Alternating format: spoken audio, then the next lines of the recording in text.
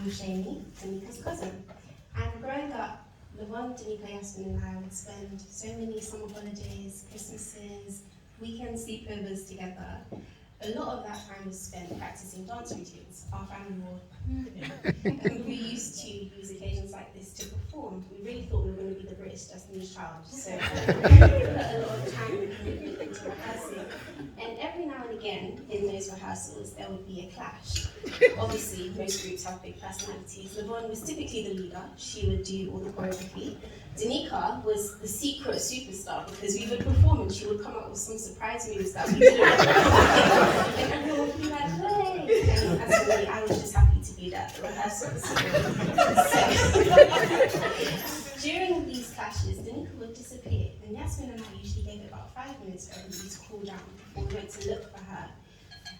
Typically, we'd find her in the playroom on the computer, and it was only years after that I realized Danika was using these arguments so she could go on the computer by herself and not share the time with her. She's always been smart and confident enough to do what's right for her. I'm really, really proud of you, Danika. I'm sure her intelligence and confidence is what Sam loves about her. I still remember the first time you mentioned him to me. She had such a giggly look on her face, and I still see it now when she's looking at him. Saw it all through the church service this morning. Sam, thank you for giving her so many giggles. We really do appreciate you joining the family.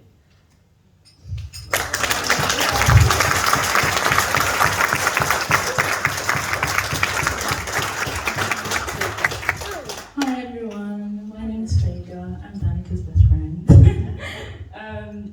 I haven't known Danika as long as her sisters, obviously.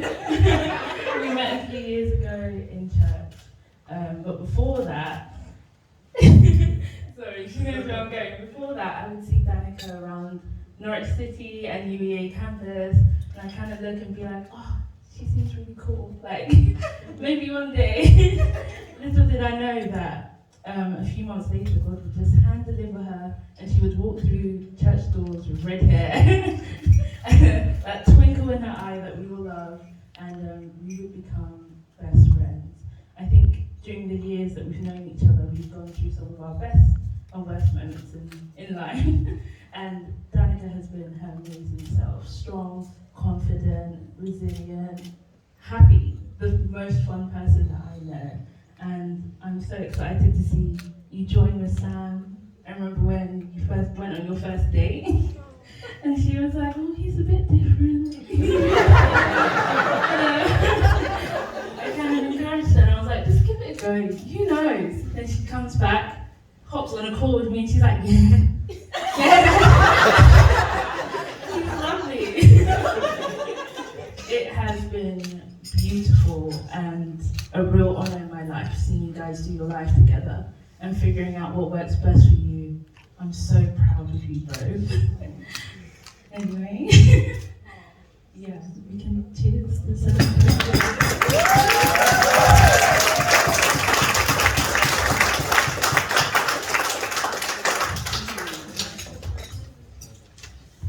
Hi, my name's Scott. I'm one of Sam's groomsmen, and I have had the honour of knowing Sam for the past 20 years or so of my life. And I'm sure as many of you know Sam, he is the loudest one in the room. I often struggle to hear myself think when I stand next to him because I talk so much. His nickname used to be Sam Megaphone Warpole. Now I'd love to share with you some of my favourite memories of these past years, but unfortunately Sam's only given me 3 minutes. I would love to have told you about all the times that I've beaten him at chess. I'd love to tell you about how I've taught him everything he knows about physics or chemistry or whatever the science stuff is. Which is all true. You can ask any of the people that have paid off. It's all true. But all jokes aside, from day dot, it's been a privilege to call Sam one of my closest friends. And while he may not have been the loudest person in the world, he certainly isn't without his fun side. In fact, I found out only yesterday how much of a prankster he can be. For some context, a few years ago, Sam's little brother, Tom, was terrified of statues, worried that he might blink and statues would move, or he'd turn away and they'd come closer to him. It's a Doctor Who reference with the Weeping Angels, if anyone knows what that is. And he was terrified of it. And like the good older brother and Hannah, the older sister, they had a statue outside in their back garden. And so they moved it to the window, closed the curtains, and like the good older siblings they were, invited Tom to come play with them outside. And so he came down, he opened the curtains, and he cried for days. He was worried about this statue coming for him. Sam's always had this cheeky streak that has remained fairly intact and underutilized for years. Enter now the stunning, beautiful blessing that is now known as Mrs. Woolpop. It has been an absolute joy to see the two of you flourish together and become the people that we all see here today. But it has been a journey with all of its twists and turns. Speaking of twists and turns, I remember a particular moment where myself, my fiancée Fega, Sam and Danica had an impromptu trip to Windsor.